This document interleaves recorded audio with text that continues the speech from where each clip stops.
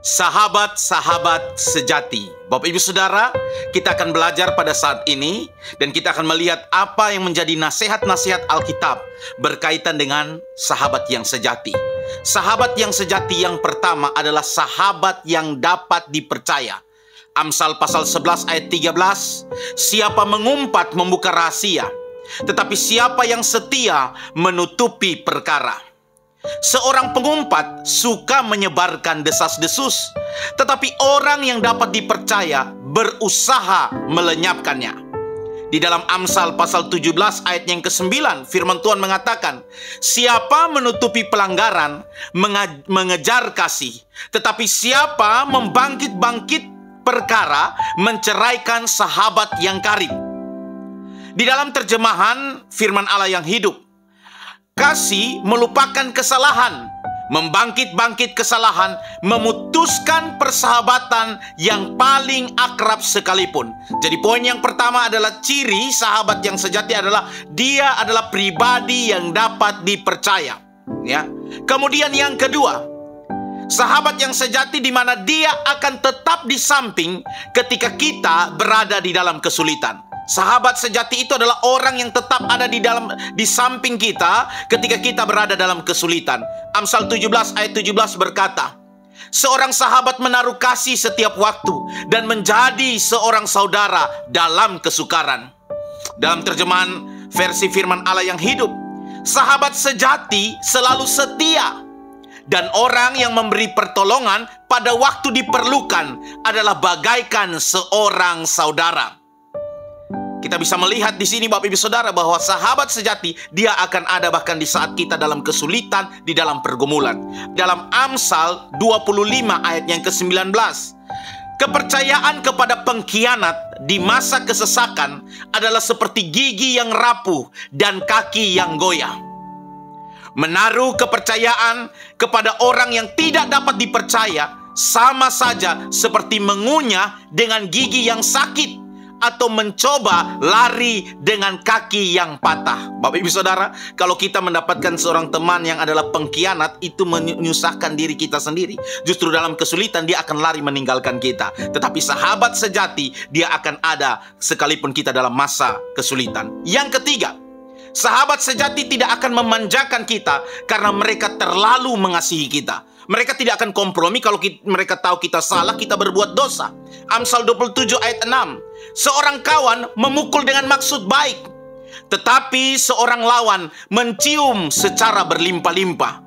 Di dalam terjemahan firman Allah yang hidup, lebih baik dilukai oleh seorang sahabat daripada mendapat ciuman seorang musuh. Amsal 27 ayat 17. Besi menajamkan besi, orang menajamkan sesamanya. Saya baca di dalam terjemahan lain dikatakan, sama seperti besi menajamkan besi, demikian pula orang saling menajamkan pikiran dalam pembicaraan yang akrab. Jadi seorang teman sahabat itu dia akan menegur kita, dia akan mengingatkan kita, bahkan dia akan memberikan nasihat kepada kita. Kemudian yang berikut Bapak Ibu Saudara, yang keempat, ciri sahabat sejati adalah kita akan ditolong oleh nasihat mereka. Jadi mari kita arahkan perhatian kita kepada sahabat sejati yang memberikan nasihat kepada kita.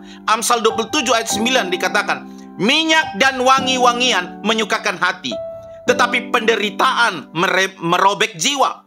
Di dalam terjemahan bahasa Indonesia masa kini, sebagaimana minyak harum dan wangi-wangian menyenangkan hati, demikian juga kebaikan kawan menyegarkan jiwa kita.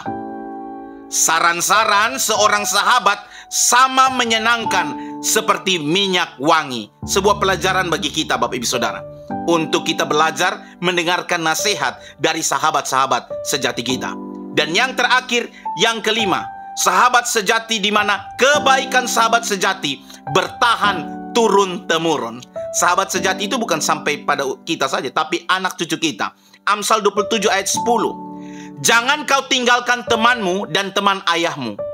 Jangan datang di rumah saudaramu pada waktu engkau malang. Lebih baik tetangga yang dekat daripada saudara yang jauh. Amsal menasihatkan bahwa ketika kita bergaul karib bahkan dengan tetangga kita, orang terdekat di rumah kita, kita jadikan sahabat. Dalam keadaan susah pun kita tidak harus pergi ke saudara kita yang jauh. Di dalam terjemahan firman Allah yang hidup, janganlah sekali-kali membuang seorang sahabat baik, sahabatmu maupun sahabat ayahmu. Maka pada waktu menghadapi kesesakan, engkau tidak usah meminta pertolongan dari kerabat yang jauh. Di dalam terjemahan bahasa Indonesia masa kini dikatakan demikian, jangan lupa kawanmu atau kawan ayahmu. Dalam kesukaran, janganlah minta bantuan saudaramu. Tetangga yang dekat lebih berguna daripada saudara yang jauh. Dari sini kita bisa melihat, Bapak Ibu Saudara dikasihi dan diberkati oleh Tuhan, ketika kita teman sejati itu ibaratnya turun-temurun dari sahabat ayah kita. Begitu kita dalam keadaan susah pun, kita pasti akan ditolongnya. Jadi mari di sini kita belajar bersama kesimpulan tentang sahabat sejati. Alkitab mengajarkan kepada kita yang pertama, sahabat sejati sahabat yang dapat dipercaya. Yang kedua, sahabat sejati adalah dia tetap ada di samping kita ketika kita dalam kesulitan. Yang ketiga, sahabat sejati tidak akan memanjakan kita karena mereka terlalu mengasihi kita. Bahkan kalau itu salah, mereka akan memukul kita dan mengingatkan kita. Yang keempat, kita akan ditolong oleh nasihat mereka. Dan yang kelima, kebaikan sahabat sejati akan bertahan turun-temurun. Karena itu Bapak Ibu Saudara, mari kita bangun suatu lingkungan komunitas yang baik. Kita menjadi sahabat yang sejati. Maka kebaikan-kebaikan yang kita bagikan kepada sesama kita, itu akan menjadi berkat juga bagi keturunan kita. Tuhan Yesus memberkati kita semua. Shalom.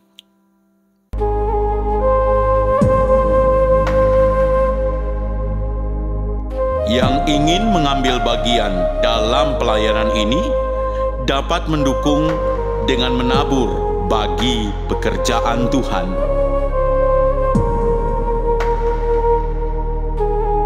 Tuhan Yesus memberkati setiap taburan dan juga melipat gandakannya.